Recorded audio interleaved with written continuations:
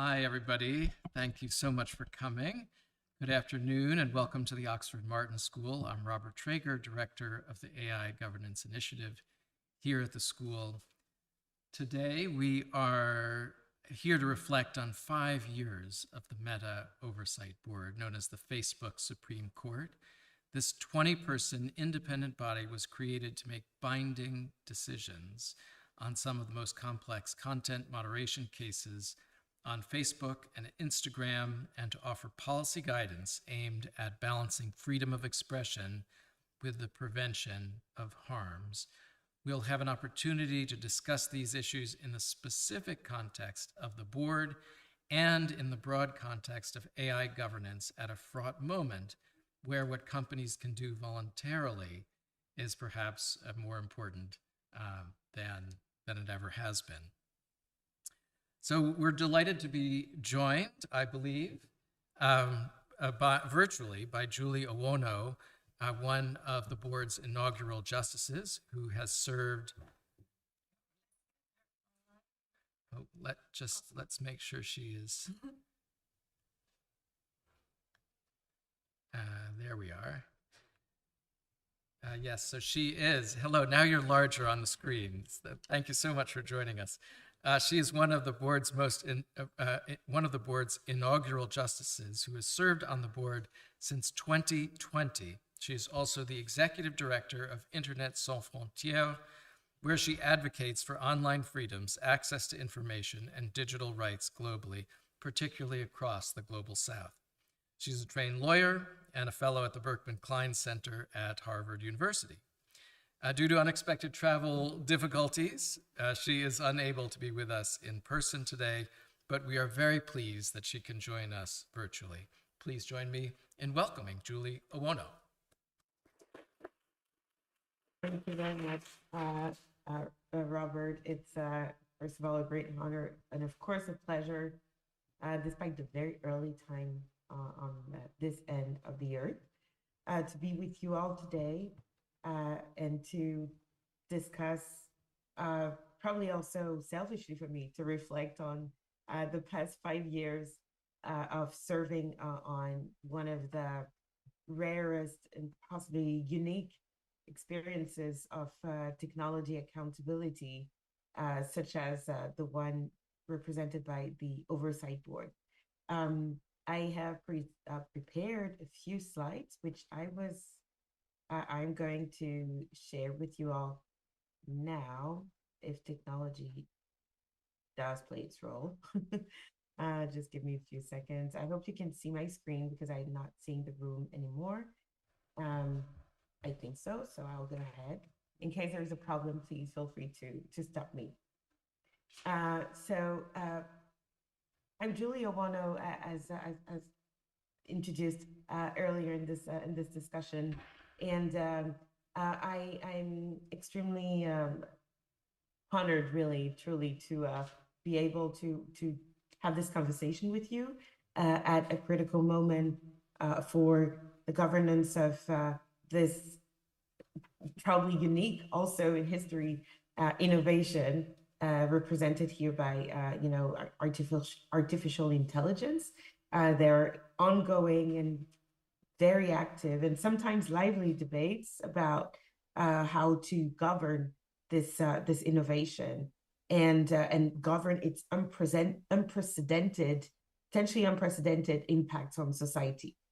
And so I thought that drawing parallels with the history of social media would be an interesting point of entry to explain why I'm here today.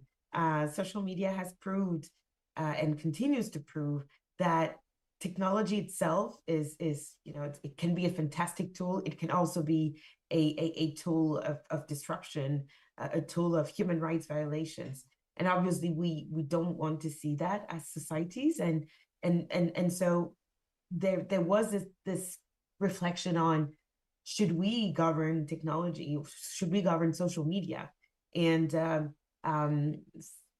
some of you might remember I think it was in 2018, 2019, when Facebook decided that it would accept to be scrutinized by a body of external individuals, people external to the company, that would provide oversight to its content moderation decisions. And so I'm offering here a sort of a critical examination of the work that we've been doing for the past 5 years, and how some of the principles or some of the decisions, recommendations that we have made, published, could be potentially a contribution, could represent a contribution to conversations around AI governance.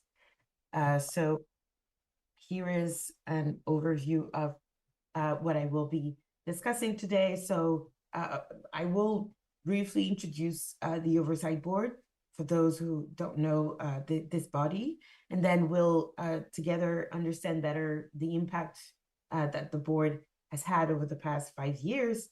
And then we will focus on a few case studies, decisions in which we discuss the use of AI on Meta's platform. And because this talk is not about a biased self-reflection, it's also one that is an open conversation on what works and what potentially could work better.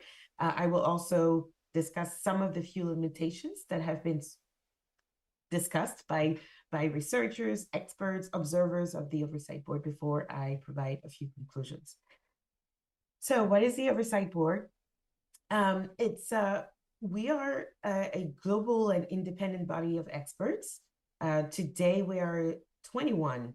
Numbers have fluctuated because some of my great colleagues have had opportunities in different walks of life. So we are now 21 members whose job is to safeguard freedom of expression and ensure fairness, transparency, and accountability in how content is moderated on Meta's platform, specifically Facebook, Instagram, and Threads.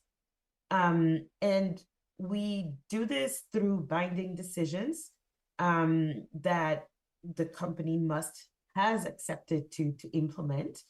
And we also do this by making recommendations on various issues related to from elections to, of course, the use of automation in content moderation decision making, as well as addressing content moderation in crisis and conflict situations.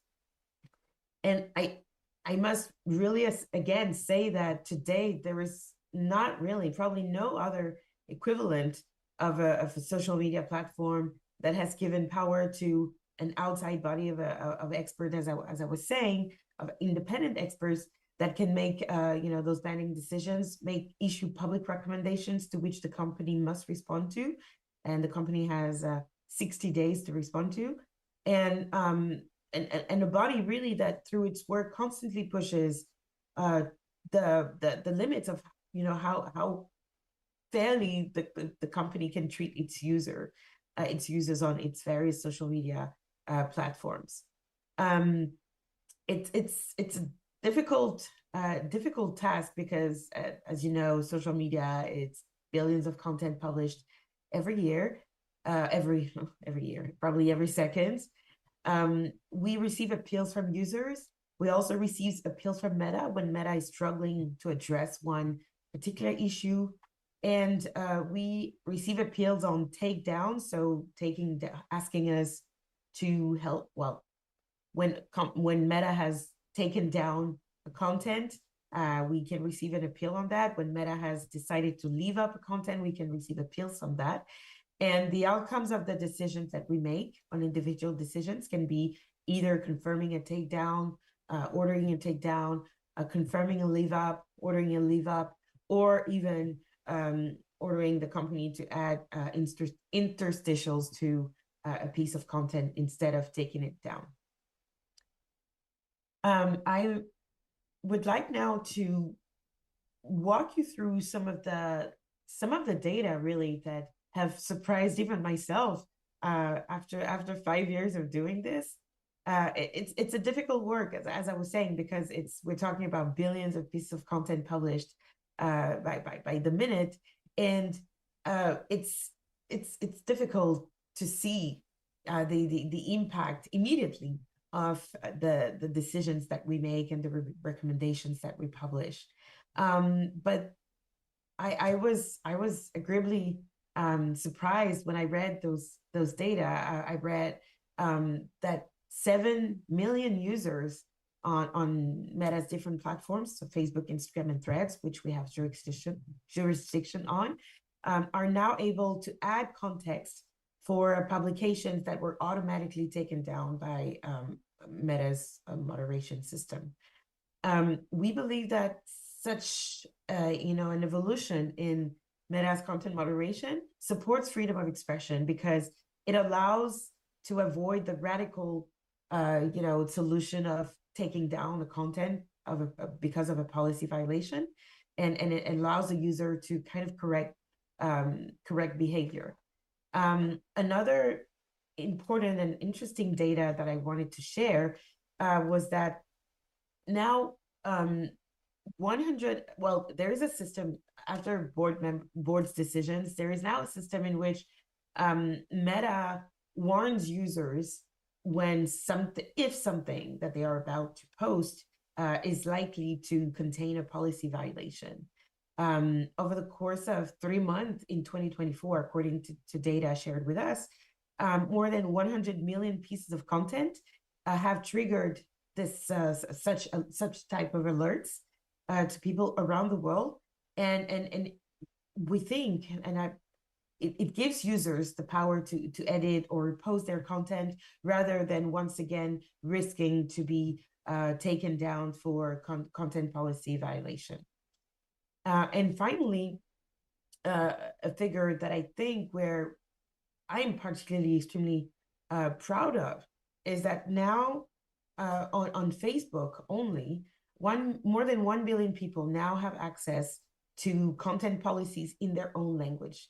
This was not necessarily and automatically the case before the board, and we issued a series of decisions and recommendations in which we insisted to Meta that this was an important feature that they should make sure is available, especially for a company whose products are available beyond the borders of where this the social media or this company, this specific social media were created.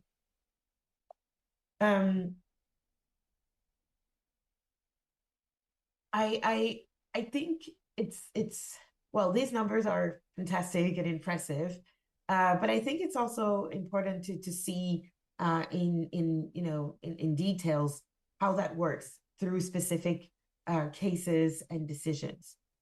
In 2024, if my memory does not fail me, we issued a decision on a case that related to a manipulated video of President Biden, a video that had been altered to make him appear as if he was being abusive. And this case was interesting, well, in several aspects, but one specifically, it was a doctored video. And at the time, the policies of Meta were not, were specifically had been tailored to the situation we had seen with Representative Nancy Pelosi, in which she was appearing to stutter. I'm sure you all remember this footage that circulated, and that was one of the very initial conversations that spurred one of the very initial conversations around deepfakes. Of course, the video was not deepfake, but it was severely altered. And the company had developed its policy at that time. And at that time, obviously, deepfake were not as widespread. Generative AI had not come yet. We were, I think, in 2018. And we realized through the case of President Biden that the company's content policies at the time were not tailored or ready for the widespread dissemination of generative AI. And so in this particular case, instead of recommending the company that it should remove content that has been altered, manipulated, deep faked, you name it. We invited to the company to consider adding labels to provide additional context and in a way to promote transparency over censorship.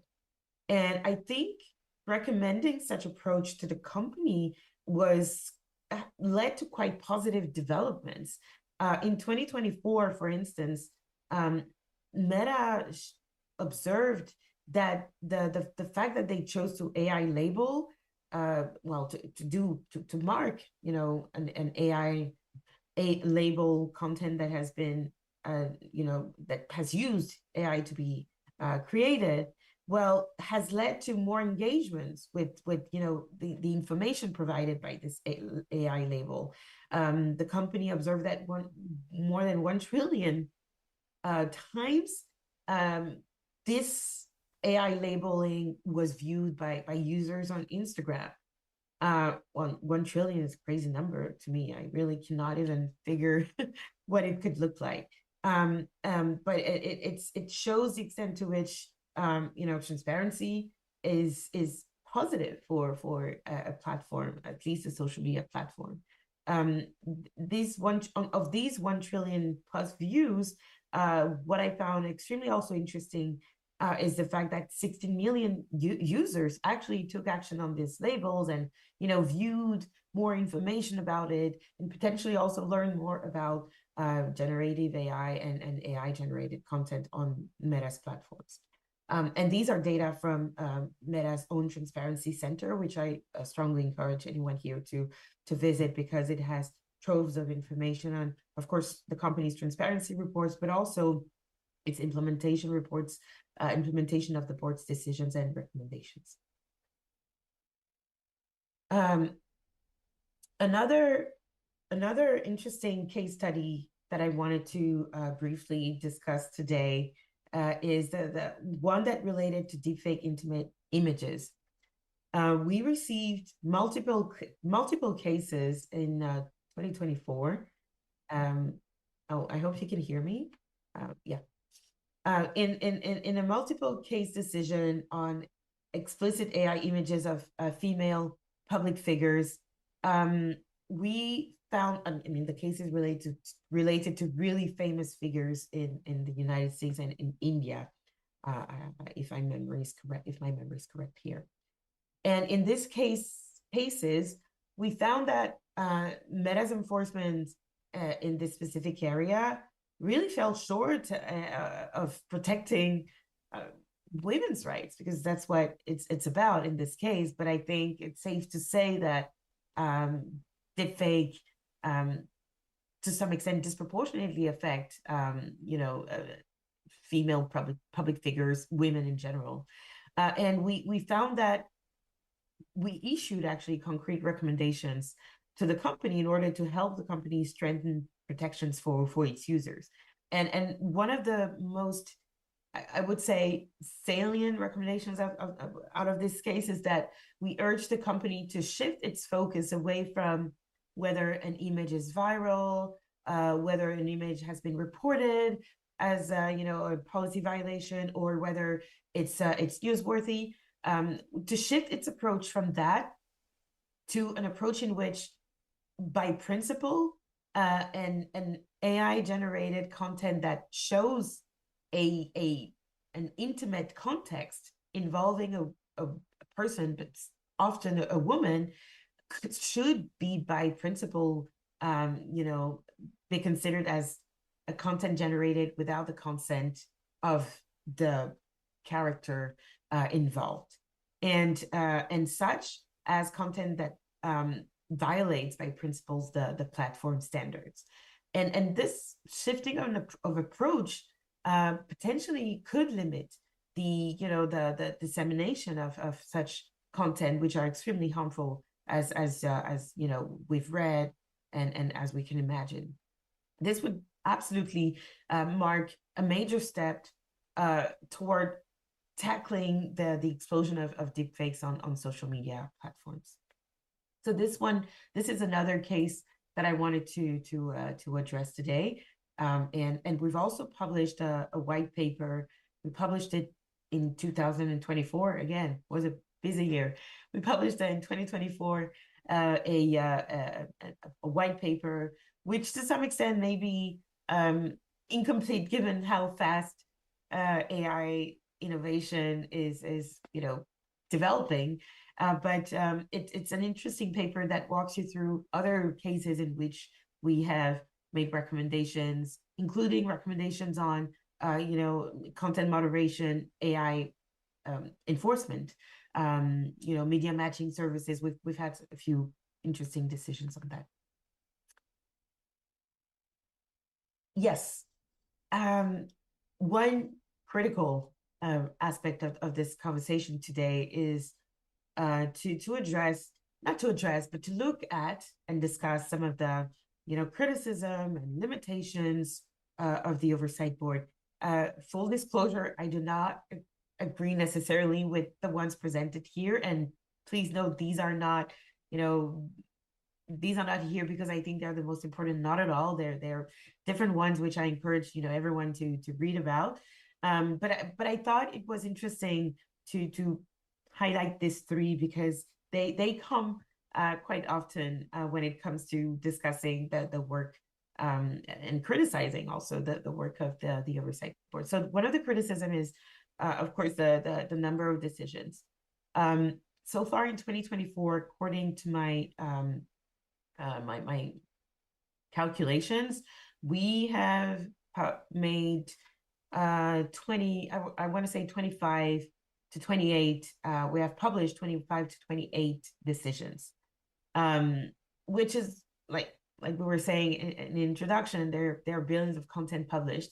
So it might seem as anecdotal, but I really want to stress here on the careful selection, the careful process of selecting the cases on which the board will spend weeks. Our standard case decision take us 90 days to reach.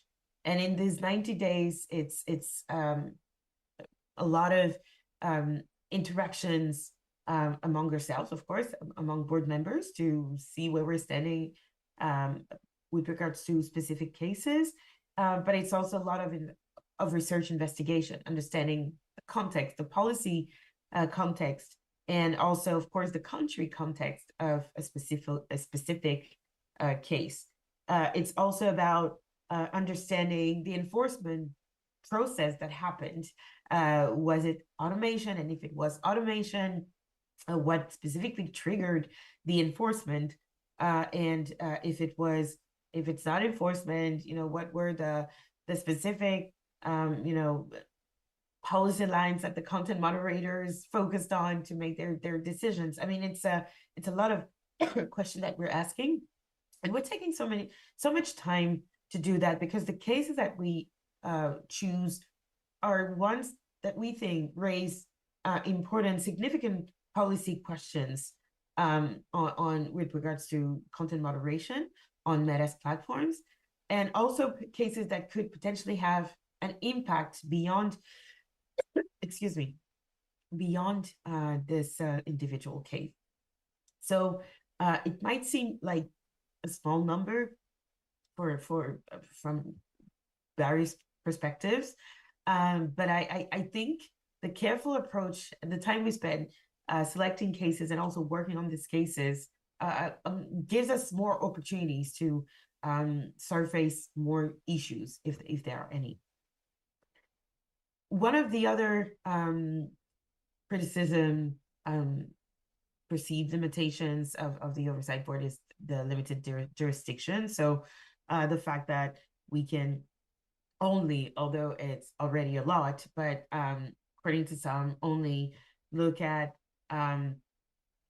content that has been take down, leave up decisions, as I was saying, and not really look at what's happening before the content moderation decision is made.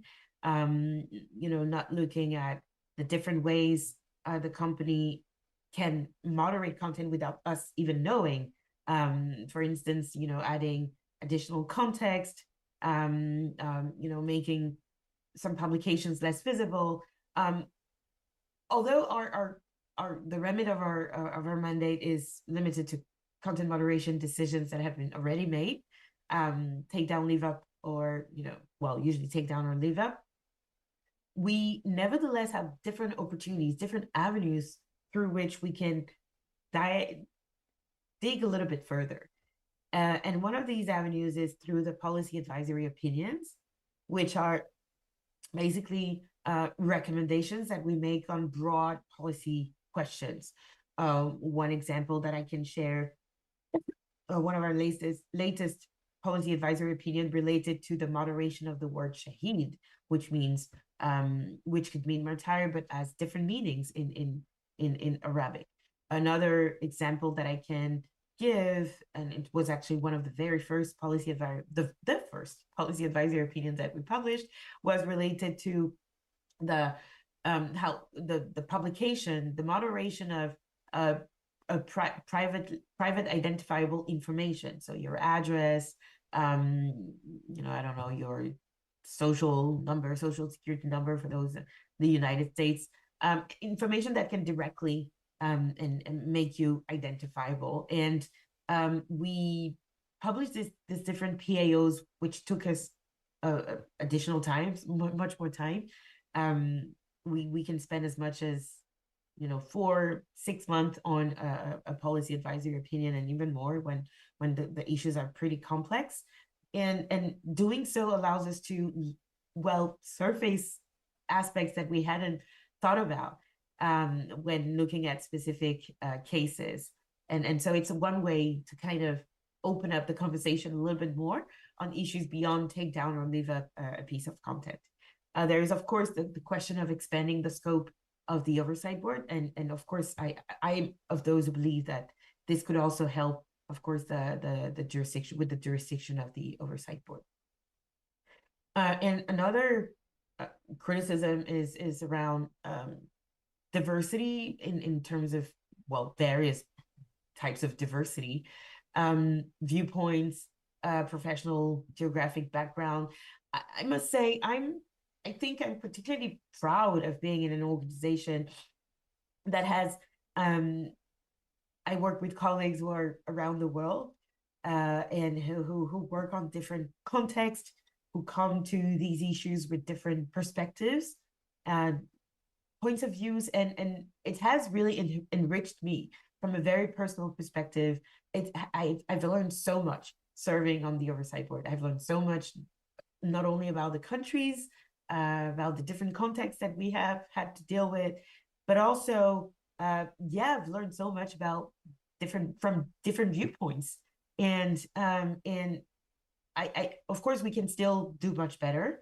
Of course, we can have, some people will say, oh, there are only this number of Southern Asians on the board, when we know that, the user base of Southeast Asians or Southern Asians are quite significant on Meta's platform. Same from Africa. I mean, of course, we can still do more. There's always room for improvement, but I think we try to come to this with the varied perspective that we bring through our different jobs and experience with social media, and of course origins.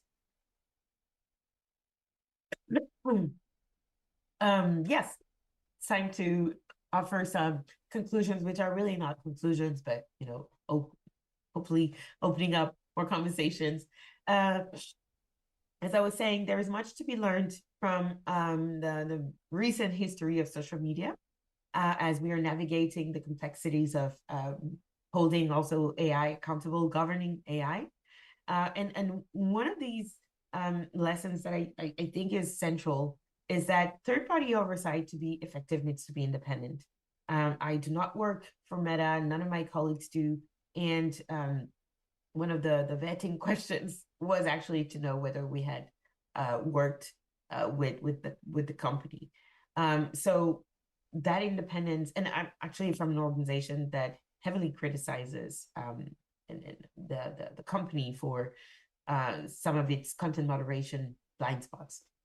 The second very important element to remember from this is that, and it relates to the importance of independence, is that there needs to be a dialogue between the company and the third party body that will, do accountability of the technology that they're producing. This dialogue is fundamental because it's through this type of dialogue, the fact that, for instance, Meta must implement our decisions and should respond to must respond to our recommendations in a time frame of 60 days. I think that dialogue offers a lot of transparency. I was encouraging all to visit the Transparency Center because it's where you can see where that dialogue is happening and where that dialogue has taken us. And I think from a transparency and accountability perspective, this dialogue has been positive for Meta. The other important lesson is that the impact that the third party body does should, or can probably say here, must go beyond the individual cases, or just go beyond the individual cases and issues. Because as we know, technology, everything is interconnected, and it's important to ensure that we can use one case to discuss broader issues. And of course, I couldn't not mention human rights and how they are important, and how they contribute to reflections on AI accountability. For instance, one human right, women have the right to be safe from violence online. And by looking at this lens by looking at the issue of deepfake through this lens and addressing deepfake through this lens, reflecting on the importance of consent, sorry, as I was saying earlier, through the case study that I was presenting, allows us to envision a way to potentially at scale address a very serious problem for women and for their safety on online platforms. So yes, human rights do contribute to the reflections around technology and could potentially also help us reflect on accountability of AI. And last but not least, I did not insist on that too much, but I think it was one way of opening the conversation. Engaging with stakeholders is extremely central in any such endeavor as holding a tech company accountable. Stakeholders bring expertise, of course, experience, and yes, and flesh to the issues that we may sometimes be discussing, in our deliberations that are kind of asepticized. I don't know if that word exists in English. I apologize if it does not, but it was an attempt to translate aseptiser directly from French. But we're sometimes in this deliberations where we're devoid of the context and devoid of the harmful impact really that sometimes content may have. And by engaging with stakeholders, you have a direct understanding, sometimes very difficult, but at least a direct understanding of the impact of the issues that are being discussed through the case that we're looking at. So I would absolutely insist on the importance of engaging as much as possible with stakeholders. And at the end of the day, the board itself is a product of stakeholder engagement. I remember my organization and others criticizing Meta heavily in the years 2017, 2018, and the company responded to that criticism. And I think it's something that should be encouraged more. So I will stop there for now, and I will thank you for your kind attention with me this morning, my time, and this afternoon, your time. And I look forward to the conversation. Thank you so much, Julie. And I think, often when we hear about the internal deliberations at a company, we don't really have the sense of honesty and transparency that I think we did just now, and frankly, maybe that says something also about what's happened and the ways that this can be a model also for other governance processes. But I want now to introduce two other panelists up to the stage. Please, Harriet and Nick, if you could come up, and I'll just briefly introduce them, and then all of us can have a discussion. So Harriet Moynihan is head of accountability and international law at the Oxford Institute of Technology and Justice at the Blavatnik School of Government, and an associate fellow in international law program at Chatham House. Her work at the Institute looks at the application of international law to technology, including cyber operations and AI, with a particular focus on pathways for accountability and justice. So basically the perfect person to talk to us here today. And the second is Nick Caputo, who's a legal researcher here at the Oxford Martin AI Governance Initiative. He works on domestic and international regulation of AI, as well as on how AI and the law can inform and shape each other. So I could say much more about both of them, but basically three lawyers, so I'm outnumbered very much so as a social scientist, but nevertheless, I won't say in spite of, but we should have a great conversation. So I'm going to ask a few questions of each, and then we'll have a minute or two for all of you to ask questions if you would like to. Right. So I just want to ask just one quick reaction first to Julie. I'm curious because not just in this context, but in so many contexts today, there's this tension between human oversight and automation. And so how do we actually develop systems that we really have confidence, not just in the sort of decisions that the oversight board, whatever that oversight board is, be it in the military domain or in the civilian domain or anywhere else, not just that in what they say, but in the broad set of the decisions that are made at such enormous scale in the Facebook context. And so I'm wondering how you sort of think about that, how you engage with it, whether you feel like you have oversight and whether you feel like the decisions of the board as the kind of Supreme Court are filtering through to all the day-to-day decisions that get made in the most effective way, and just how you interact with that, and whether you think it's a model for other contexts. Thank you so much for this question, Robert. I cannot, I'm not in the daily operations of Meta, so I cannot respond to the depth with which our rulings and our recommendations are discussed on a daily basis. But what I can say is that it does inform the reflections of the platform on how it can treat its users fairly by providing information about why their content is being taken down. For instance, it's another major change that I did not mention, or by, as I was saying it during the presentation, by giving more opportunities to the users to correct their behavior. This is something that did not exist before. I'm not saying necessarily that Meta itself or people working at Meta had not thought about it.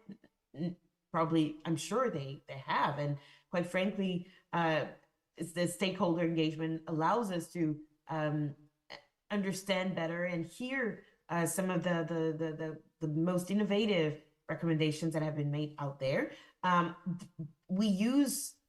difference is that we use the gentle ear that we have from the company to push those recommendations that might have been around for some time and that probably did not reach the right ear before. So I believe, through the different changes that have occurred on the platform, I believe that at least there is a reflection on, and I've heard that being said, on what would the Oversight Board say here, or what would the Oversight Board tell us if we decided to do this or that. So is it a model? I mean, like I said, everything is perfectible at the board. We are certainly, we have had our share and still do have our share of criticism, and it's absolutely normal and welcome even. But I think, yes, it does push the conversation in interesting directions and sometimes surprising directions, even for a company like Meta, and even for me as someone who has been advocating for free expression in any above everything else. Yeah. Great. Thank you. Thanks for that. I think maybe we'll just start going this way with Nick.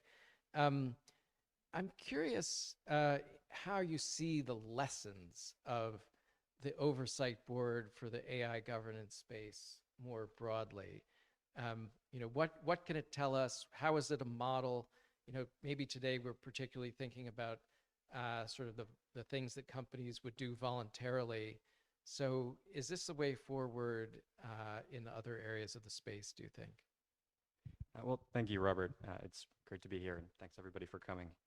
I think that the Oversight Board does have an important set of lessons, in particular in light of the tendency towards self-regulation that we've seen in AI governance. But I think there are also some limits, as Julie pointed out. To begin with, the Oversight Board was created because there was a felt sense among the users of Facebook and these other platforms that they needed some sort of recourse when a content moderation decision that they didn't understand frequently was made that affected their ability to speak with the people they were trying to speak with.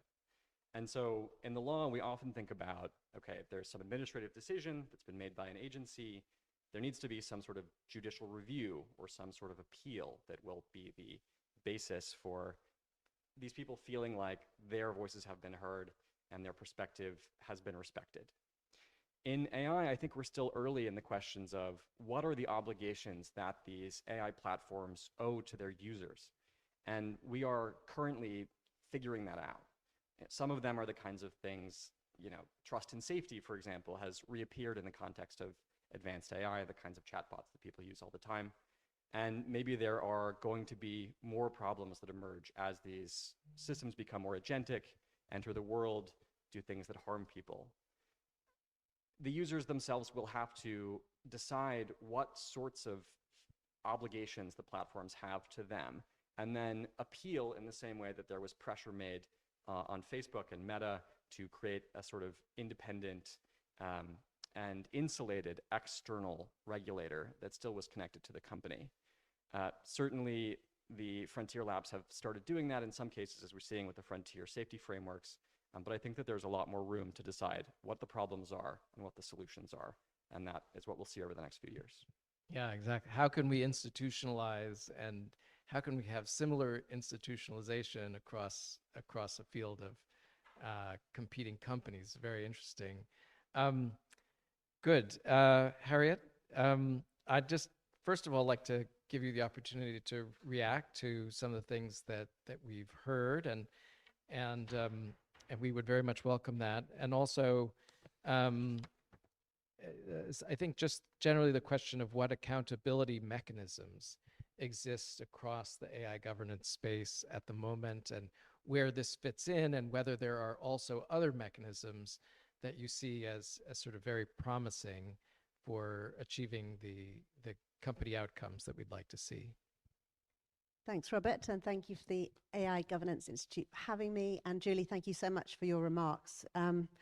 Yeah, I'd like to pick up a bit on what Nick was saying about, what are the positive lessons from the board and what are the limitations. And I think one of the positive lessons that Julie really brought home is the value of international human rights law as a baseline in this area.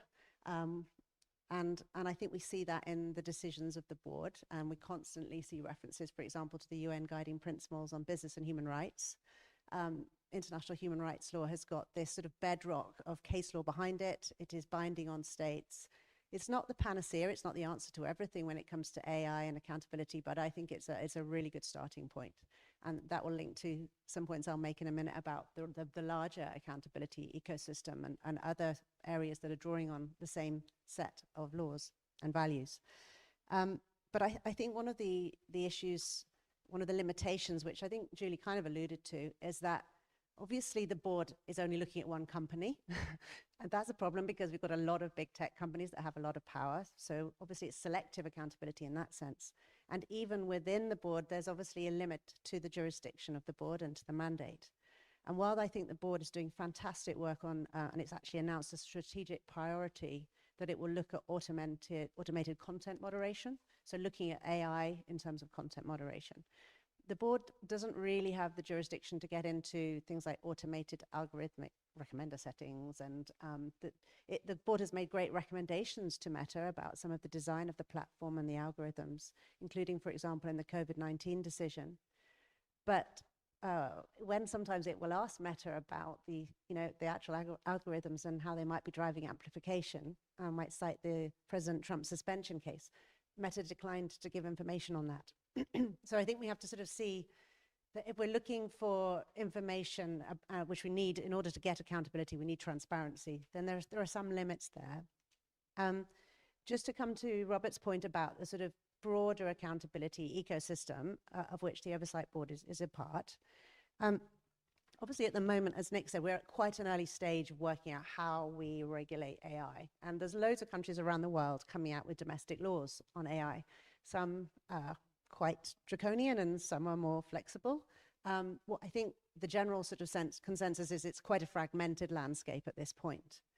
But we are starting to see some strategic alignment around, especially international bodies that are really pushing for an approach rooted in ethics and international human rights law. Now, some of it's controversial. Not everybody's a massive fan of the EU's AI Act, but that is rooted in international human rights law. It's about giving the power to the users and the individual and really sort of drawing power away from the powerful tech companies. It's trying to get more of a balance. The Council of Europe's Framework Convention on AI, the Rule of Law, Democracy and Human Rights, which was adopted last year, as well as the AI Act, is also rooted in international human rights law.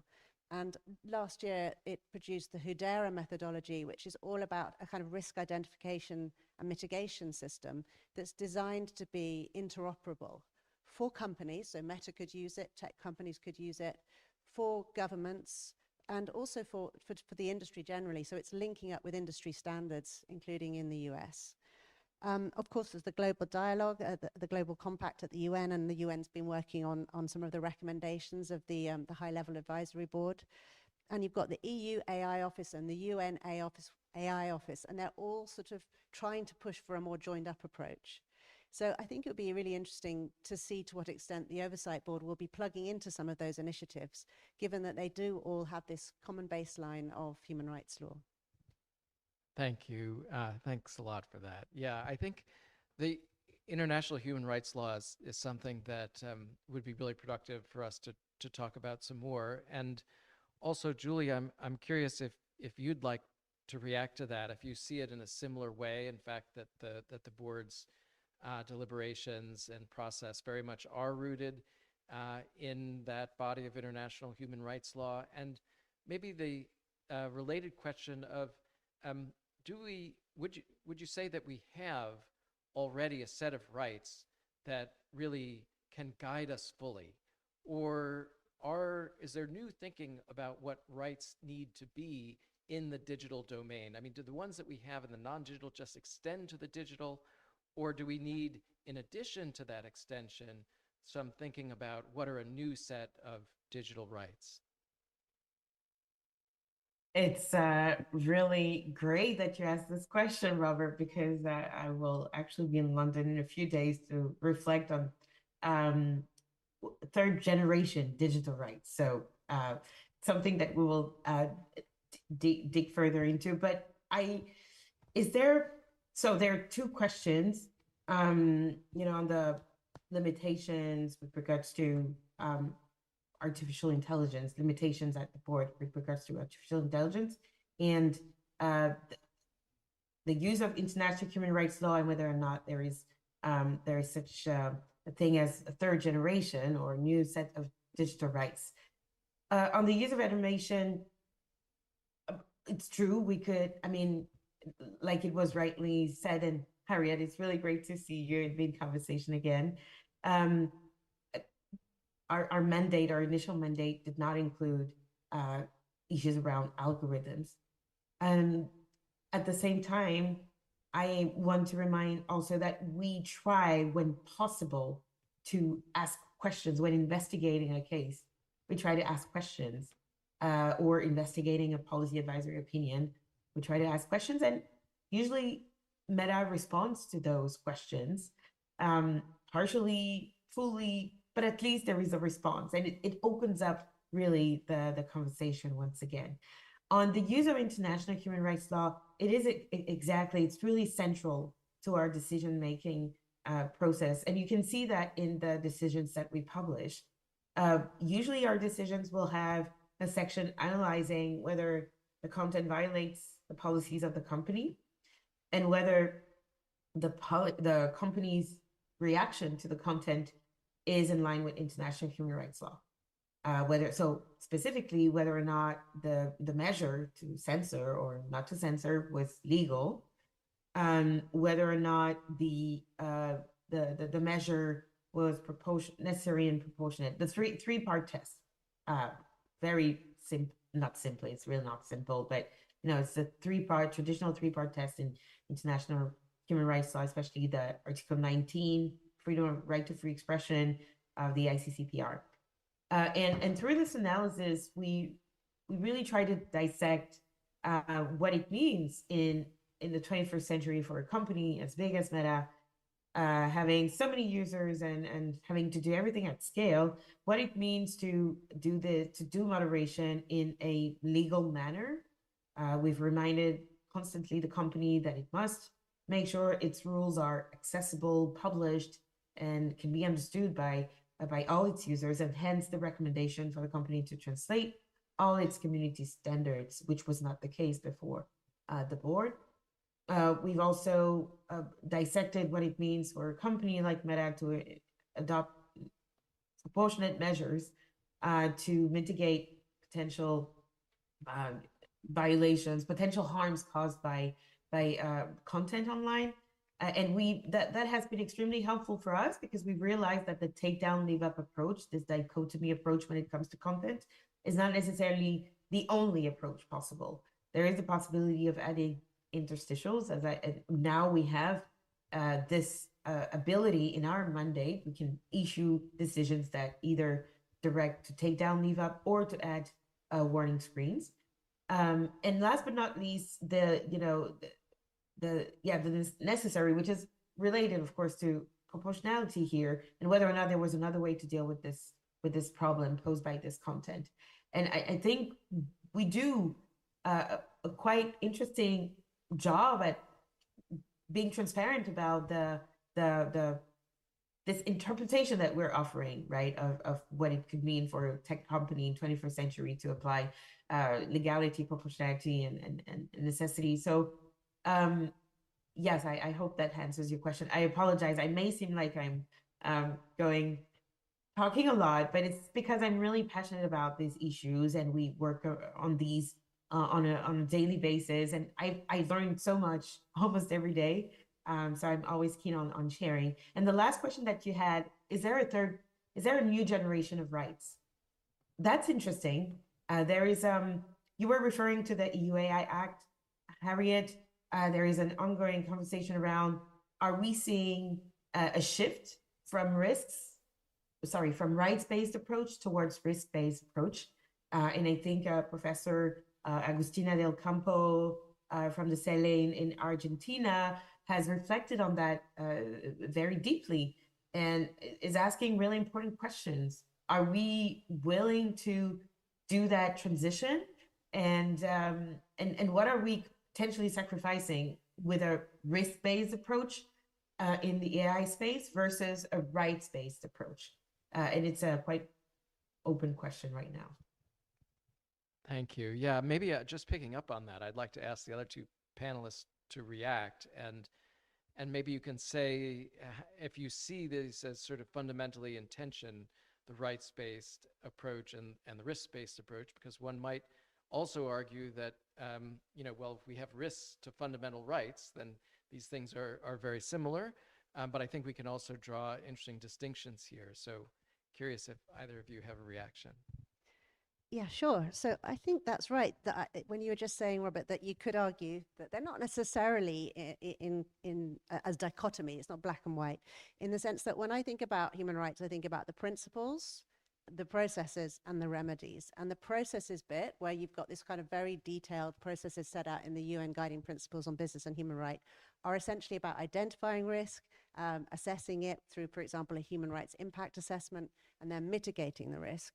And I think that, the Hedera methodology that I mentioned that's a risk-based framework, but rooted deliberately very, very clearly in human rights.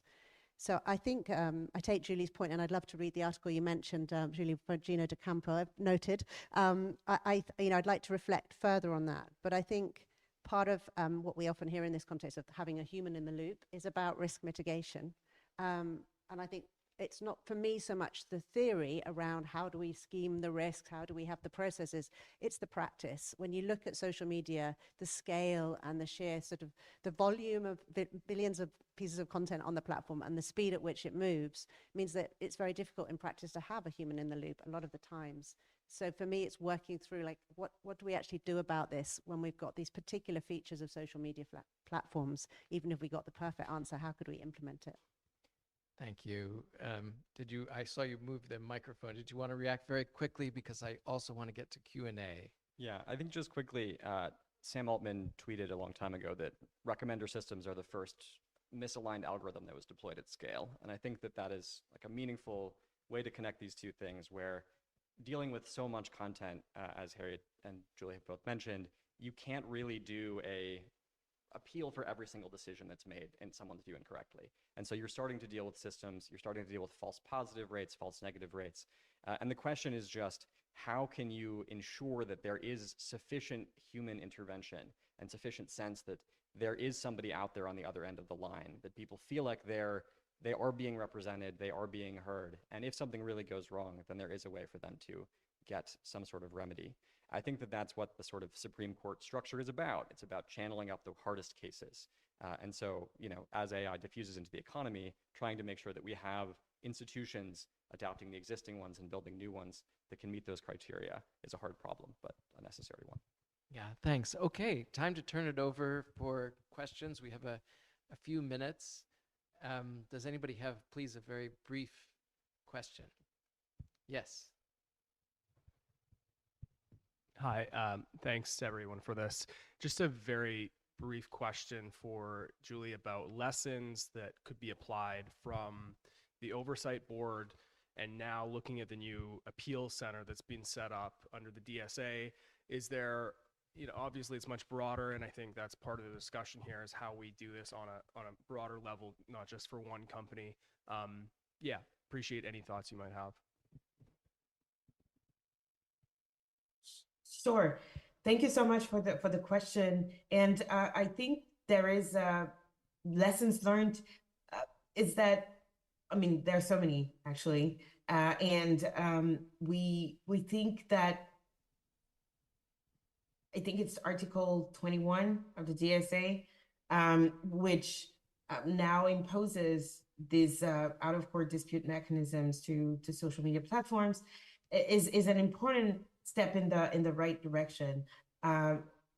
Like it was said, it's important for people to feel like there is someone at the end of the line, to listen to their grievances. And we know there are many grievances when it comes to social media and content and expression. So appeal centers are absolutely fully something that will be inspiring and we talk about the Brussels effect a lot. Why not? It's important for people to feel heard. We've seen that at the Oversight Board by recommending the company, for instance, it seemed very trivial or normal, but imagine that 7 years ago, people didn't know why their content was taken down. And it might seem shocking now because we understand and know the importance, especially as human rights experts, the importance of mitigating human rights violations. So there is a lot of learning absolutely that should be happening, and conversation that should be happening. And actually, one of our former director at the Oversight Board has himself launched an appeal center, and we are looking forward to being able to collaborate, especially in the space around risk assessments and risk analysis. How does that help the human rights conversation? Thank you. Unfortunately, I think we actually have one more. Do we have one more?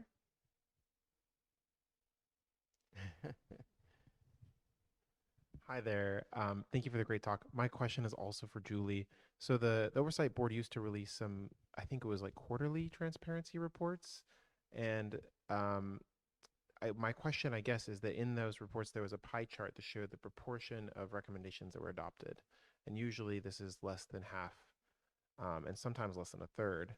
And so my question, as someone who really thinks this is an important institution, but this is a talk about accountability, is how do you kind of square those results of low kind of implementation rates with the idea that this is a binding institution? And would love to hear your thoughts on that. Thank you very much for this great question. I'm not sure the implementation rate is that low. That would be my first reaction, although I do not have my data under my eyes right now, but I'm happy to share those later on. And secondly, so Meta also publishes very frequently on the Transparency Center implementation updates, and many of the updates are in progress. So we will certainly see the result of those in the next few months or even years, because some do imply heavy modifications and heavy changes within the company's operations and infrastructure. So I would disagree with the low rate of implementation, and would say that it's an ongoing conversation, and that some recommendations do need time for us to be able to see the impact. Thank you. Thanks, everybody. We knew at the beginning that we wouldn't have enough time. That was sort of clear, and because there's so much to discuss. I want to say also that this model is so fascinating, and in current contexts, it is, at least for me, hard to imagine a generative AI company just voluntarily doing the things that Facebook did back in 2020. And I think, that's fascinating, but also fascinating for all of us that are interested in governance in the space to think about how maybe we can recreate some of those contexts. So with that, can we just thank all the panelists and Julie Owono one more time, please? Thank you very much.